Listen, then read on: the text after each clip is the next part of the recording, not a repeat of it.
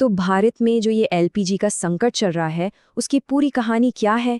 ये संकट आया कैसे? सरकार क्या कह रही है और ज़मीनी हकीकत क्या है?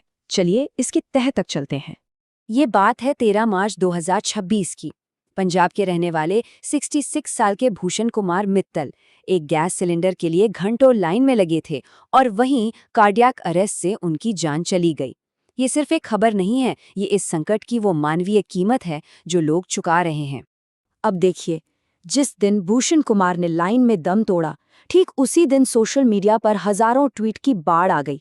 सबका पैटर्न एक जैसा, सबका मैसेज एक जैसा, कोई कमी नहीं है, सब ठीक है।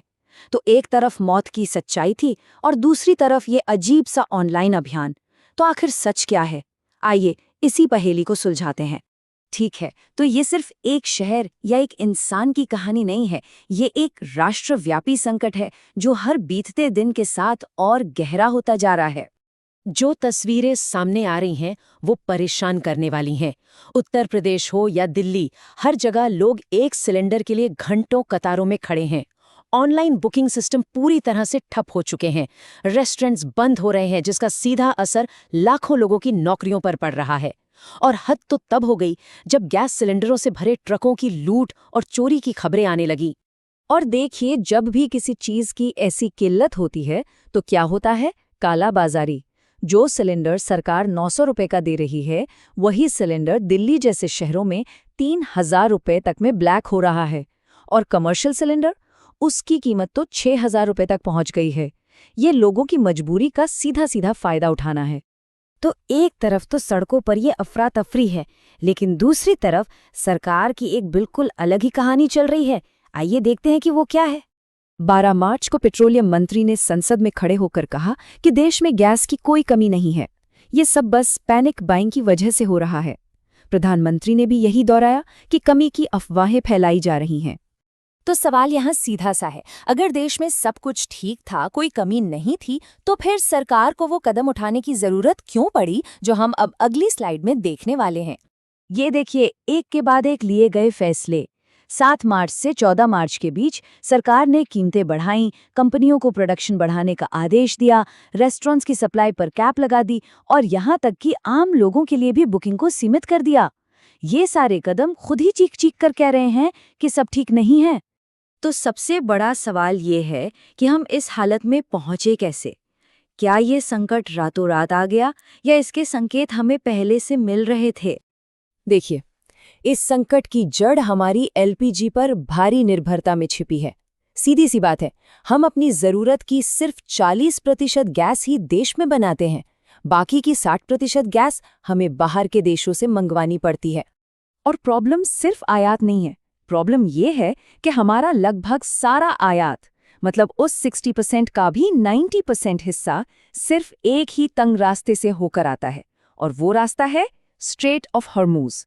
स्ट्रेट ऑफ हॉर्मुज दुनिया के सबसे अहम समुद्री रास्तों में से एक है, और जब हाल ही में अमेरिका ईरान युद्ध की वजह से ईरान ने इसे बंद कर दिया, तो भारत की सप्लाई लाइन समझिए कि एक झटके में आधी रह गई। यही इस संकट का सबसे तात्कालिक कारण था। कई जानकारों का मानना है कि इस संकट का अंदाजा तो जनवरी से ही लगने लगा था। जब तनाव बढ़ रहा था, तभी दूसरे सप्लाई रूट्स पर काम किया जा सकता था, लेकिन स्ट्रेट बंद होने के बाद भी सरकार को हरकत में आने में 1 हफ्ता लग गया। और अब शायद सबसे चौंकाने वाली बात, इतने बड़े देश के पास आपात स्थिति के लिए कितने दिन की एलपीजी का स्ट्रेटेजिक रिजर्व है? कोई अंदाजा? जवाब है 2 दिन से भी कम। मतलब हमारे पास कोई बड़ा भूमिगत भंडार नहीं है। जो भी गैस है वो जहाज़ों में, पाइपलाइंस में या ट्रकों में है। कुल मिलाकर पूरी सप्लाई चेन में करीब 18 दिन का स्टॉक रहता है, लेकिन उसके बाद कोई बैकअप प्लान नहीं है। हमारा पूरा सिस्टम रियल टाइम इंपोर्ट पर चलता है। तो अब सबसे बड़ा सवाल जो हर कोई पूछ रहा है, ये संकट आखिर खत्म कब होगा? गैस की सप्लाई नॉर्मल कब होगी? अच्छा, यहाँ 4 सिनेरियोज बन रहे हैं। पहला, कि जल्दी से युद्ध विराम हो जाए, जिसके चांस कम है। दूसरा, हम दूसरे देशों से सप्लाई ले आएं, लेकिन वो ऊंट के मुंह में जीरा जैसा है। तीसरा, स्ट्रेट फिर से खुल जाए, पर ईरान ने वहां माइंस बिछा रखी हैं। और चौथा, कि भारत को कोई स्पेशल डील मिले, लेकिन उसके लिए एक एक जहाज पर बातचीत करनी पड़ रही है, जो बहुत ही धीमी प्रक्रिया है। तो इन सभी बातों को ध्यान में रखते हुए जो एक रियलिस्टिक अनुमान लगाया जा रहा है वो यही है कि इस संकट से पूरी तरह राहत मिलने में अभी कम से कम 4 से 8 हफ्ते और लग सकते हैं। तो जब तक हालात सुधरते नहीं हैं, सबसे ज़रूरी सवाल ये है कि आम आदमी इस मुश्किल से निपटने के लिए क्या कर सकता है। चलिए कुछ प्रैक्टिकल ऑप्शंस पर नज़र डालते हैं। देखिए, एक्सपर्ट्स कुछ शॉर्ट टर्म उपाय सुझा रहे हैं। जहां बिजली की सप्लाई ठीक है वहां इंडक्शन कुकर एक अच्छा विकल्प हो सकता है। जिन इलाकों में पाइप्ड गैस यानी पीएनजी है वहां कनेक्शन के लिए रजिस्टर करवाना एक लॉन्ग टर्म सोल्यूशन है।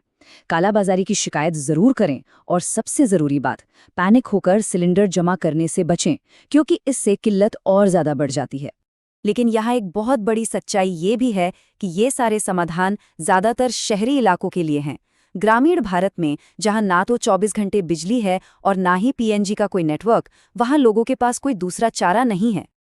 और आखिर में इस संकट की सबसे बड़ी त्रासदी यही है, वो महिला जिसे उज्ज्वला योजना के बाद चूल्हे के धुएं से आज़ादी मिली थी, आज वो वापस उसी मिट्टी के चूल्हे पर खाना बनाने को मजबूर है। ये संकट सिर्फ गैस की कमी का नहीं, ये उन लाखों लोगों की उम्मीदों पर एक गहरी चोट है